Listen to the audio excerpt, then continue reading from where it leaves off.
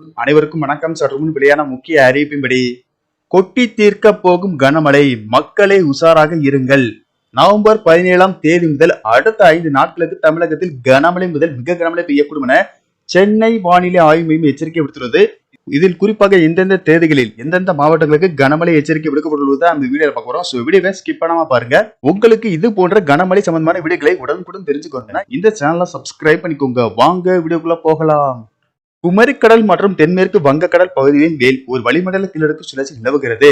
இதன் காரணமாக தமிழகத்தில் அநேக இடங்களிலும் புதுவை மற்றும் காரைக்கால் பகுதிகளிலும் இடி மின்னலுடன் கூடிய லேசானது முதல் மிதமான மழை பெய்யக்கூடும்.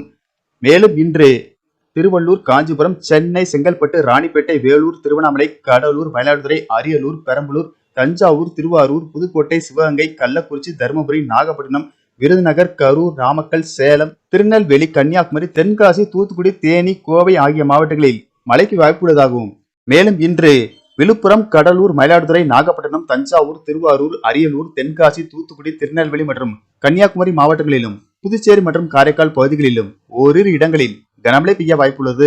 நாளை தமிழகத்தின் ஒரு சில இடங்களிலும் புதுவை மற்றும் காரைக்கால் பகுதிகளிலும் இடி மின்னலுடன் கூடிய லேசானது முதல் மிதமான மழை பெய்யக்கூடும் என்றும் மயிலாடுதுறை, நாகப்பட்டினம் மற்றும் திருவாரூர் மாவட்டங்களிலும் காரைக்கால் பகுதிகளிலும் ஓரிரு இடங்களில் கனமழை பெய்ய வாய்ப்புள்ளது. நவம்பர் 19ஆம் தேதி முதல் 22ஆம் தேதி வரை தமிழகத்தில் ஓரிரு இடங்களிலும் புதுவை மற்றும் காரைக்கால் பகுதிகளிலும் லேசானது முதல் மிதமான மழை பெய்யக்கூடும். சென்னை மற்றும் புறநகர் பகுதிகளை பொறுத்தவரை அடுத்த 48 மணி நேரத்திற்கு வானம் ஓரளவு மேகமூட்டத்துடன் காணப்படும் என்றும் நகரின் ஒரு சில பகுதிகளில் இடி மின்னலுடன் கூடிய லேசானது முதல் மிதமான மழை பெய்யக்கூடும்.